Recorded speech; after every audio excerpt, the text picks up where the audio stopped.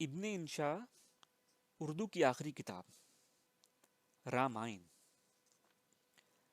रामायण रामचंद्र जी की कहानी है। ये राजा दशरथ के प्रिंस ऑफ वेल्स थे, लेकिन इनकी सौतेली माँ कैकेयी अपने बेटे भरत को राजा बनाना चाहती थी।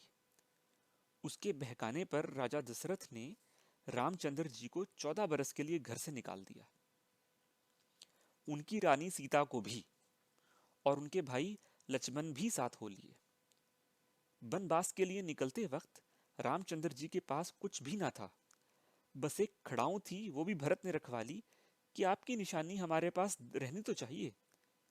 इसी खड़ाऊं को भरत तख्त के ऊपर के पास बल्कि ऊपर रखता था, ताकि रामचंद्र जी का कोई आदमी चुरा कर ना ले जाए। जंगल में रहने की वजह से उनको गुजारे में चंदा तकलीफ ना होती थी। राम जी तो आखिर राम जी थे। ज्यादातर काम उनका लक्ष्मण यानी बरादर खुर्द किया करता था। ये लोग गिन गिन कर दिन गुजार रहे थे कि कब 14 बरस पूरे हों और कब ये वापस जाकर राजपाट संभालें और रियाया की बेलौस खिदमत करें। एक रोज जबकि राम और लक्ष्मण दोनों शिकार को गए थे, लंका का राजा रावण आया और सीता जी को उठाकर ले गया। इस पर रामचंद्र जी और रावण में लड़ाई हुई और घमसान का ऐसा रन पड़ा जैसा कि दशहरे के त्योहार में पड़ता, आपने देखा होगा।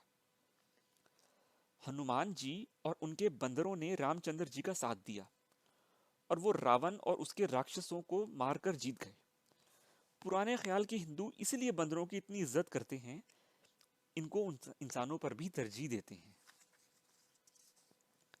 महाभारत। महाभारत कौरवों और पांडवों की लड़ाई की दास्तान है।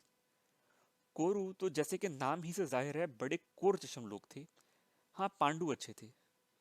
इतना जरूर है कि कभी कभी जुआ खेल लेते थे और तद्दाज दवाज का रिवाज भी उनमें था, यानी एक औरत के 5 शौहर हो सकते थे। यके बाद दिगरे नहीं, वो तो आजकल भी होते हैं, बल्कि बैक वक्त।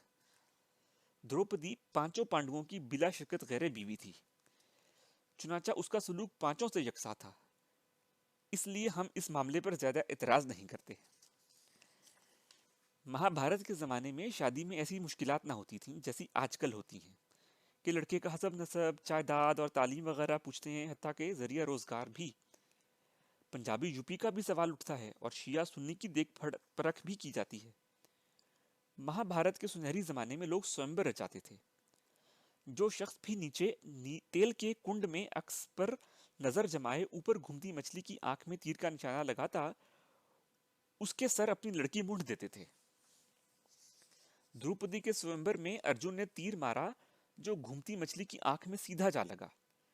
ये उसने इत्तेफाक था, वरना तो ऐसे करतब के लिए आदमी का माहिरबाज या गरिया नट होना जरूरी है।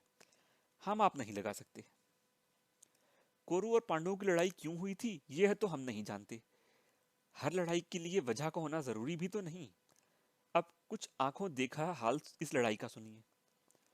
ख्वातीनो हजरात, ये कुरुक्षेत्र का मैदान है जो तहसील केतल जिला करनाल में वाक़ है। लड़ाई अब शुरू होने ही वाली है। कुरु एक तरफ हैं, पांडव दूसरी तरफ। ये होना भी चाहिए। दोनों एक तरफ हों तो लड़ाई का कुछ मजा ना आएगा। लड़ने वालों के अलावा भी कुछ लोग इस मैदान में नजर आ रहे हैं। ये दरुना आचार्य हैं, दोनों फरीकों के बुजुर्ग। अपना लश्कर कौरवों को दे रखा है, आशीर्वाद पांडवों को दे रही हैं। पांडवों का मुतालबा था कि आप आशीर्वाद कौरवों को दे दें और लश्कर हमें दे दें, लेकिन आचार्य जी नहीं माने। ये कौन हैं? ये कृष्ण जी हैं। मशहूर अफसाना निगार कृष्ण नहीं, महाशा कृष्ण। बल्कि और साहब हैं, कृष्ण कन्हैया कहलाते हैं। अभी अभी गोपियों के पास से आए हैं।